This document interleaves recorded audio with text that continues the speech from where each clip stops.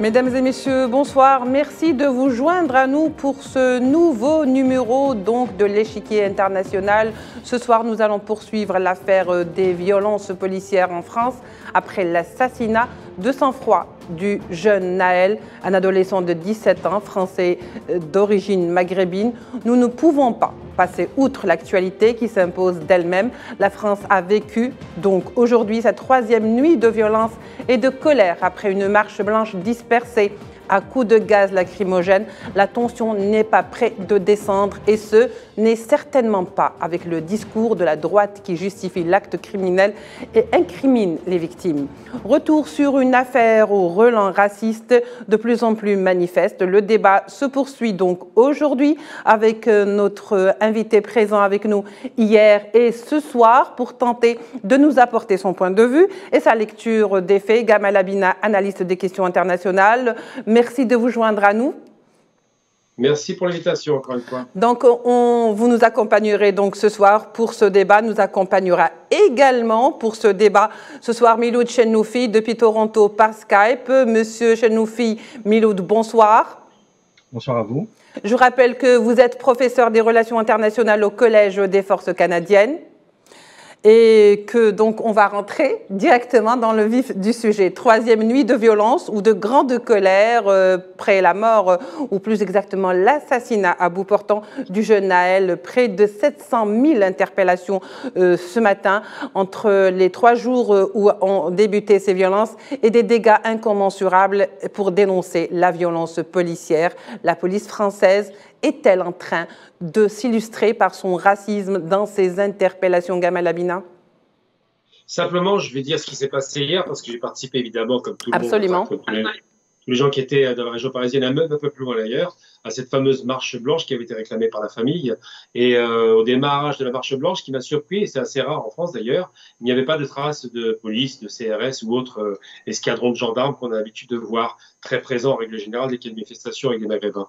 Mais très rapidement, au terme de la marche, qui a duré, je crois, peut-être 2 heures, au terme de la marche, au moment de la dispersion, on s'est retrouvés au bout et très rapidement, il y a eu des moments de violence qui n'étaient pas attendus parce que tout se passait très bien. C'est une marche qui était quand même digne et les policiers ont commencé à gazer, je l'ai appris par la suite, mais j'ai vu ça en direct, j'ai filmé, ont commencé à gazer la population sans aucune raison particulière. Alors les raisons pour lesquelles il y a eu des gazages, c'est parce que le bout de la marche se faisait sur une place, que le camion s'est arrêté, que les gens un peu désœuvrés ne savaient pas où aller, se sont retrouvés sur une rue qui allait sur la gauche et il se trouve que dans la rue à gauche, il y avait des présences policières qu'on ne voyait pas. Et ça a créé de la part de la police une tension. Ils ont immédiatement envoyé des gaz lacrymogènes et ça a un peu dégénéré. C'est ce qui a déjà donné le là d'un démarrage de violence le soir même. Et j'ai vu ces violences puisque moi, je travaille dans le 93 à Pantin, mais pour être très précis, le quartier, par exemple, du 20e arrondissement dans lequel ma famille habite, j'ai vu les violences se manifester, j'ai vu des feux, j'ai vu des dégradations, j'ai vu le centre des impôts attaqué. Tout ça, c'était sous nos yeux. Mais on se rend bien compte que c'est une colère généralisée sur tout le pays, on en parlera si vous voulez bien, qui s'explique par d'autres précédents. C'est ce qu'on va faire exactement tout au long de ces 26 minutes. Miloud Chennoufi, alors le refus d'obtempérer, est-il devenu le prétexte tout trouvé pour justifier justement le passage à l'acte?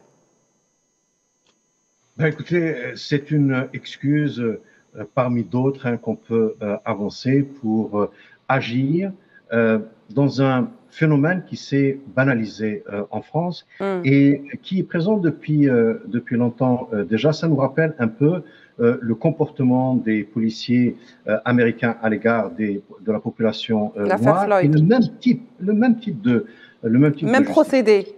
Voilà. Vous savez, en France, bien avant la normalisation du discours d'extrême droite, qui est aujourd'hui totalement intégré au discours politique général en France, au discours médiatique, aux campagnes électorales, etc., eh bien, la police a été l'une des premières structures où l'extrême droite s'est infiltrée. Vous savez que le syndicat d'extrême droite dans la police est le syndicat le plus puissant.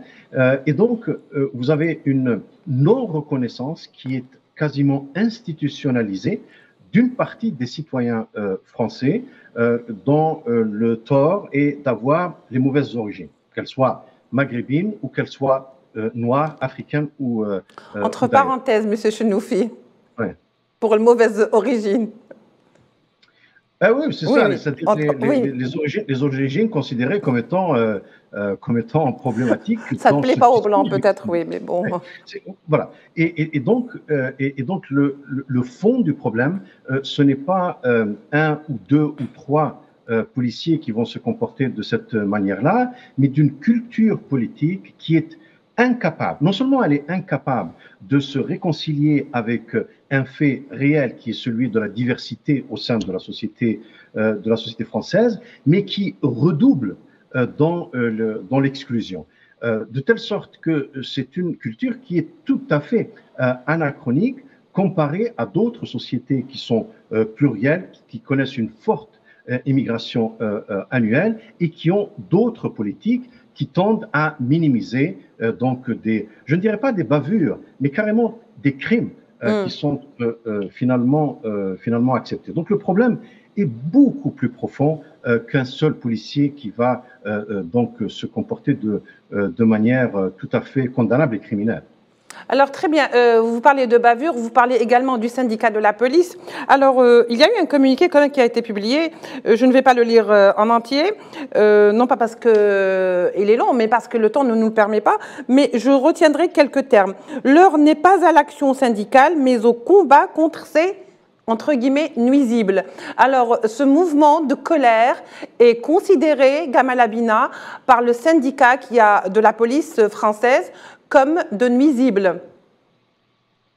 C'est UNSA et les Alliance. Termes sont très haineux. Oui, deux syndicats de police, c'est pas un seul, c'est un communiqué à deux. Oui. UNSA et Alliance, pour être très précis. Donc, effectivement, on a l'habitude de leur sortie extrêmement hasardeuse qui flirtent avec l'extrême droite.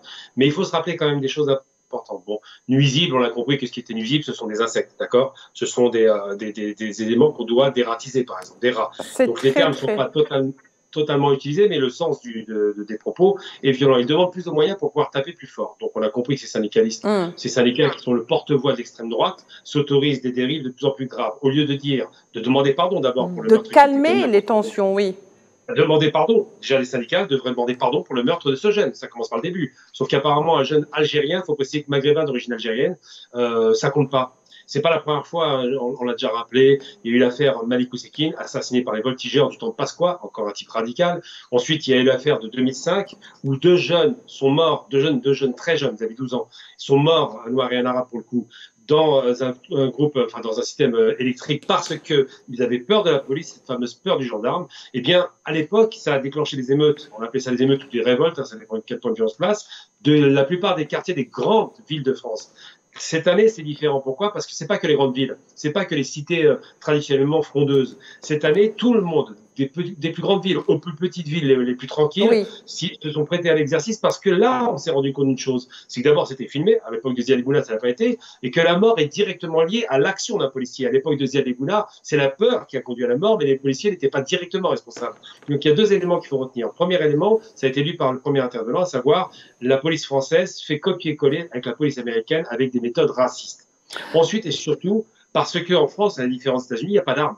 Aux États-Unis, il y a 30 000 personnes qui meurent de balles et d'échanges de tirs parce que le second amendement de la Constitution américaine autorise le port d'armes. En France, il n'y a pas d'armes. Vous avez des feux d'artifice d'un côté et des hommes en armes qui ont des LBD, qui ont beaucoup crevé d'œil, qui ont des revolvers simplement, des armes létales, et qui les utilisent très, très souvent. Il y a plus de 13 morts depuis le début de l'année parce qu'une loi, en 2017, à l'initiative des socialistes, d'ailleurs sous Valls, a proposé que la police puisse faire acte de légitime défense. Je traduis, si un policier se sent en danger, il peut tirer. Sauf que ça veut dire qu'on rétablit la peine de mort par balle.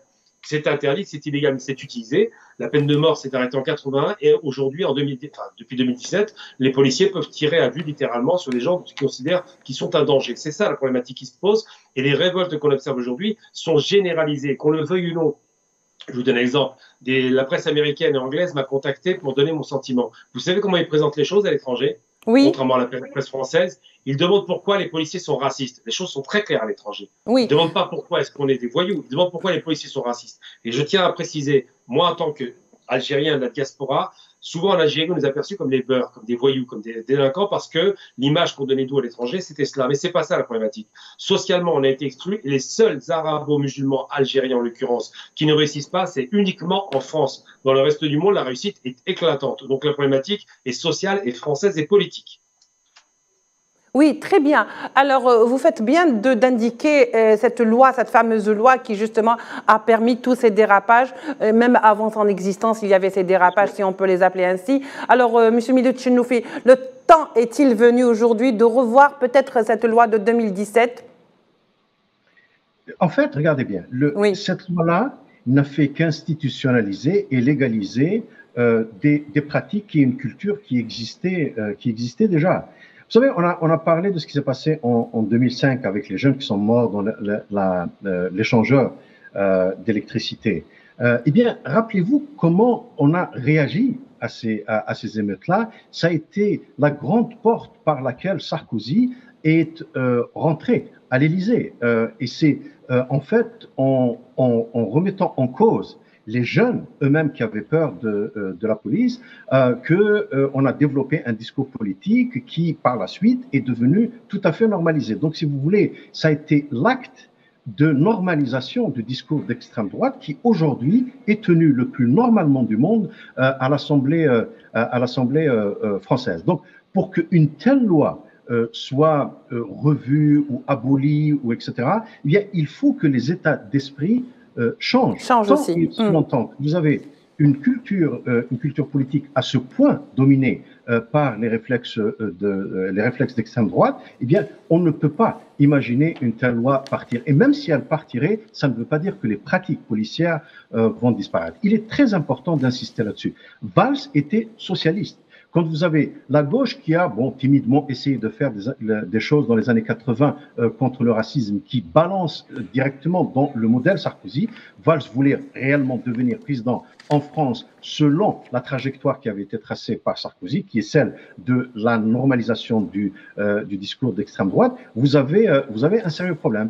Et aujourd'hui, même si la réaction du président Macron a été plutôt digne, en reconnaissant le fait que le policier a assassiné le jeune et en appelant au calme, eh bien, lui-même ne peut pas fonctionner politiquement sans jouer la carte de l'extrême droite, puisque il se présente toujours comme une alternative. Et donc, la disparition de cette partie de la culture politique française serait sa fin politique. Et c'est un peu le cercle vicieux dans lequel la politique française se joue et un peu la goutte dans laquelle se noie toute une société. Je voudrais ajouter une chose. Dans ce processus de normalisation du discours de l'extrême droite, je le dis avec beaucoup d'amertume et beaucoup de tristesse, certains des nôtres ont joué un rôle. Ils ont joué un rôle parce qu'ils ont eu accès à la parole. Ce sont des romanciers, des journalistes, etc. et qui reprennent exactement le discours islamophobe, le discours anti-arabe, le discours anti-noir sur les plateaux de télévision française. Vous savez qu'aujourd'hui, si vous êtes un intellectuel en France et vous acceptez d'être l'arabe de service, dans une logique purement néocoloniale et néocolonisée, eh bien, vous avez les portes des antichambres des salons parisiens qui sont ouvertes.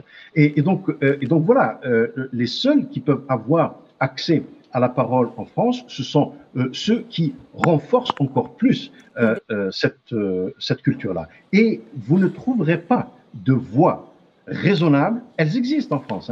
Mais elles n'ont pas le droit à la parole. Exactement. Exactement. Dans toutes les communautés, vous avez des gens qui sont tout à fait raisonnables, qui comprennent l'importance de reconnaître la diversité. Vous savez, je ne citerai qu'un seul homme tout à fait respectable, feu Jacques Berck, qui disait vers la fin de sa vie que la France a intérêt à reconnaître la réalité musulmane, maghrébine, etc., sur son sol et que cette partie-là fait partie intégrante de la société. Votre intervenant a tout à fait raison. On continue de parler d'émigrés, donc très passifs, d'émigrés, de gens qui sont en France de 3e, 4e génération. Qui sont français. Oui, c'est d'une absurdité assez remarquable, alors que ailleurs dans le monde, on ne parle pas d'émigrés, donc passifs, on parle d'émigrants. Ce sont des gens qui ont donc choisi de s'établir et il existe des politiques de diversité, d'inclusion, d'intégration, etc. Et c'est ce qui explique pourquoi la France apparaît comme donc ce pays où se fait cette exception-là. Bien sûr, les raisons puisent leurs racines dans l'histoire. Hein, c'est un peu le jacobinisme français. Historiquement, on a voulu massacrer et exclure les protestants. Ensuite, on a voulu marginaliser, exclure et exterminer les juifs. Aujourd'hui, les Italiens ont souffert également au milieu du XXe siècle. Et depuis la fin de la Deuxième Guerre mondiale, l'obsession, elle est portée sur les Arabes et les Noirs. Alors, si vous permettez de finir sur... Pas tous les Arabes, hein. Précise les Arabes musulmans. Parce qu'après, c'est un autre débat, voilà. Les Noirs aussi, hein, je veux dire. Alors que la France n'aurait pas pu être reconstruite après les deux guerres mondiales sans la sueur et les muscles et l'exil de ces travailleurs qui étaient parqués dans des conditions inhumaines. Oui. Sans eux et elles, la France n'aurait jamais été reconstruite. Donc vous avez une sorte de non-reconnaissance pour ne pas dire d'ingratitude, qui est devenu tout à fait normal. C'est-à-dire qu'il est tout à fait normal quand il y a un discours islamophobe ouvertement dans les médias, dans les journaux, parmi les politiciens. Et ça, ce n'est pas normal. Le résultat, c'est un peu ce que vous voyez. Nous vivons aujourd'hui. Absolument. Oui, très bien, Milou Tchenoufi. Je crois que vous avez développé quand même l'idée jusqu'au bout. Alors, l'ONU a demandé, par la voix de la porte-parole du HCR, le Haut Commissariat aux réfugiés des Nations Unies, la France, je cite, à se pencher sérieusement sur les problèmes de racisme et de discrimination raciale au sein de ses forces de l'ordre. C'est un discours qui est franc, clair, net, Gamal Abina. Donc, comme vous le disiez tout à l'heure, tout ce qui est en dehors de la France, les choses sont très claires. Il s'agit d'un acte racial, pas besoin de, si vous voulez, de maquiller ou de trouver des mots autres que celle-ci. Vous savez, je veux parler d'une expérience, c'est ma jeunesse. Toute ma jeunesse, j'ai été agressé par la police. À l'époque, c'était les anciens de la guerre d'Algérie. Ils nous tapaient dessus, nous insultaient, les crouilles, les melons, les bougnoules, d'où vous venez. C'était toujours la même chose avec des menaces claires et explicites de nous frapper. Ils nous pointaient avec leur revolver, ils nous coursaient dans la rue. Bref, c'était l'horreur, alors qu'on n'était pas des délinquants du tout. On était des enfants très bien éduqués, mais à chaque fois, on avait le droit à ce traitement de faveur.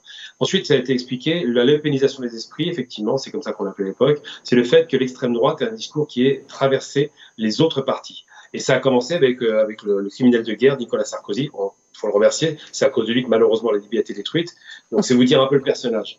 Ce monsieur a compris qu'il fallait taper très fort sur l'immigration pour monter à la tête de l'État. Et il y est parvenu. Et ce monsieur a laissé des traces très durables sur la violence aujourd'hui qu'on observe. Et c'est vrai que de pointer du doigt, pas toute la police, très important de faire une distinction entre les bons policiers, il en existe, et les voyous, la voyoucratie qui rentre dans la police, avec un niveau d'études très très bas, avec une mentalité d'extrême droite. J'ai un copain qui s'appelle Thierry Vincent, journaliste, qui était en immersion dans la police et qui s'est rendu compte qu'entre 50 et 80% des policiers votent Front National. Parce qu'il a obtenu, il est européen, de ces policiers quelques petites confidences. C'est vrai que l'ONU le montre du doigt, mais pas seulement, le monde entier. En 2005 déjà, on se posait la question de savoir pourquoi, je cite les journaux internationaux, les Français traitent mal leurs Arabes. C'est comme ça qu'ils voyaient les choses. À l'époque, c'était les Arabes qui étaient perçus. Aujourd'hui, on voit bien que c'est les Africains au sens large. Nous, les Algériens, on a un traitement très particulier parce que la France a perdu sa guerre en Algérie et que la haine de certains est restée durablement. Puis par la suite, c'est normalisé malheureusement l'exclusion sociale, 40% de chômage dans les banlieues quand la France fait 6 à 7%, l'impossibilité d'avoir des appartements, des logements, l'impossibilité d'avoir des études de qualité avec des établissements poubelles, la sectorisation scolaire qui nous a été imposée par Mitterrand, c'est lui qui a organisé tout ça, il est le responsable de la catastrophe aujourd'hui, et des jeunes désœuvrés qui ont compris qu'ils subissaient une injustice. Eh bien aujourd'hui, il faut bien se poser la bonne question. Comment sortir de cela? D'abord, réformer la police, interdire, abroger la loi qui autorise les policiers à rétablir la peine de mort par balle, c'est comme ça que je l'appelle. Deuxième chose, obliger les policiers à avoir une caméra sur eux à chaque intervention pour qu'ils puissent justifier, eux, de l'intervention. Troisième chose, imposer les quotas, parce que c'est plus possible de voir qu'on est exclu en raison du nom de l'ethnie. Et puis dernière chose surtout, pour calmer les choses, simplement reconnaître quand il y a un crime, c'est un crime. Le déni de ce meurtre était immédiat et on a chargé le jeune comme si c'était lui le délinquant, comme s'il vendait de la drogue, rien de tout ça est établi. Et je voudrais raconter une histoire. Il y a eu l'assassinat à l'époque de Saïd Bourarache. C'était un vigile qui travaillait au pas de corps à Bobigny. Encore une fois, le 93. Les types qui l'ont assassiné une fois qu'il est mort, on dit qu'il était antisémite. Et une semaine plus tard, j'intervenais à la télévision face à Marine Le Pen pour rétablir la vérité. Parce qu'à chaque fois qu'un arabe meurt, on peut lui mettre n'importe quelle étiquette. Bien sûr, il est mort, il ne peut pas se défendre. Pardon? Parce qu'il est mort, il ne peut pas se défendre. Voilà, donc le mort ne peut pas se défendre, mais par contre, il devient délinquant, voyou, criminel. À chaque fois qu'on fait ça, c'est la même technique, parce qu'on part du principe en France que si on est maghrébin, si on est arabe et musulman, eh bien, on est forcément mauvais, forcément fourbe. Et pire encore, la télévision turque m'a contacté hier pendant la manifestation pour me demander est-ce que les gens manifestaient par rapport à la loi qui venait juste d'être passée de l'interdiction des jeunes femmes de pouvoir faire du sport en dehors du cadre laïque, hein, dans les clubs de sport. Eh bien, figurez-vous que la loi d'interdiction des femmes de faire du sport sans le voile a été imposé hier aussi. À chaque fois, cette ambiance délétère est là, présente. La haine de l'islam, la haine des Arabes. Ils ont même été jusqu'à discuter du fait que est-ce qu'on pouvait ou pas apprendre l'arabe à l'école. Vous imaginez un peu le niveau de bassesse. Eh bien, aujourd'hui, la France est devenue un pays qui pose problème. C'est un glissement très dangereux dans lequel se trouve aujourd'hui la France, qui apparemment ne s'inspire pas de ses voisins comme la Grande-Bretagne ou encore l'Allemagne. Nous allons d'abord, messieurs, avant de poursuivre le débat, très rapidement, voir donc la porte-parole du HCR concernant cette déclaration et on revient au débat. Nous sommes préoccupés par le meurtre d'un jeune de 17 ans d'origine nord-africaine par la police en France mardi. Nous notons qu'une enquête a été ouverte pour homicide volontaire. Il est temps pour le pays d'essayer de s'attaquer sérieusement aux problèmes profonds de racisme et de discrimination raciale au sein des forces de l'ordre. Alors, monsieur, donc, vous venez de l'entendre, c'est une première quand même que l'ONU réagisse à ce genre de drame, parce que par le passé, il y en a eu des drames, mais rarement ça a suscité autant de réactions de la part de la communauté internationale. Il y a eu également la Russie, l'Iran, et on sait pour quelles raisons d'ailleurs, puisque de toute façon, la France a toujours donné des leçons à ces deux pays, et pas que. Messieurs, comme il ne nous reste pas beaucoup de temps, donc je préfère aller aussi droit au but. Alors, Gérald Darmanin vient de déclarer que l'état d'urgence n'est pas la seule solution pour rétablir l'ordre public. Miloš Noufi, commentaire. Bien sûr que ça ne peut pas l'être, mais regardez de qui ça vient. Oui. De quelqu'un qui fait partie du problème. Je veux dire, lui-même a participé justement à cette normalisation dont je ne cesse de parler, du discours d'extrême droite. Donc, je serais très surpris de voir que quelqu'un comme lui puisse réellement piloter un changement. Il n'a ni le charisme, ni le leadership, ni les compétences pour le faire. Je le dis avec beaucoup de tristesse parce que ce n'est pas ce que je souhaite aux Français d'origine maghrébine, mais également à tous ces Français qui existent et qui sont écœurés par la situation qui prévaut dans leur pays. Vous savez, j'insiste sur un point. Votre invité a tout à fait raison. Monsieur Gamal Amina. De parler, Monsieur Gamal Amina, de parler de l'histoire coloniale. C'est une réalité aujourd'hui que le passé colonial hante l'esprit ou la culture politique en France. Ailleurs, notamment dans le monde anglo-saxon, vous trouverez tout à fait normal que dans les universités, dans les médias, etc. Il y a des gens voilés ou pas voilés, barbus. Oui, bien sûr, mais c'est plus profond que ça, beaucoup plus profond que ça. Vous avez un discours qui s'inspire de ce qu'on appelle la théorie post-coloniale, c'est-à-dire qui essaye de décoloniser non pas les pays, mais de décoloniser l'esprit, de décoloniser le discours, de décoloniser les pratiques politiques. Vous savez que ce genre d'études, tout à fait universitaire et académique, c'est une sorte d'anathème en France. Vous ne pouvez pas le faire. Hein. C'est un peu une insulte que d'être un postcolonial ou d'engager des études postcoloniales. Il y en a, c'est vrai, en France, mais ça se fait tout à fait à la marge. Et encore une fois, c'est très très désolant que l'une des personnalités qui ont critiqué cette façon de faire soit un romancier algérien. Pour juste avoir accès à certains journaux. Certains privilèges, disons-le. Voilà. Et voilà, donc vous comprenez que le travail de fond ne peut pas être fait uniquement par une décision prise par un ministre ou une déclaration mise par un ministre. La France s'est enfoncée tellement profondément dans le déni de la réalité démographique qui est qui est la sienne, qu'il est très difficile d'imaginer à court terme la voir ressortir ou réémerger de cet Rapidement, abîme. M. Chenoufi. Merci beaucoup. Merci. En tous les cas, ça nous laisse très peu de temps pour conclure. Je voulais relancer M. Gamal Abina.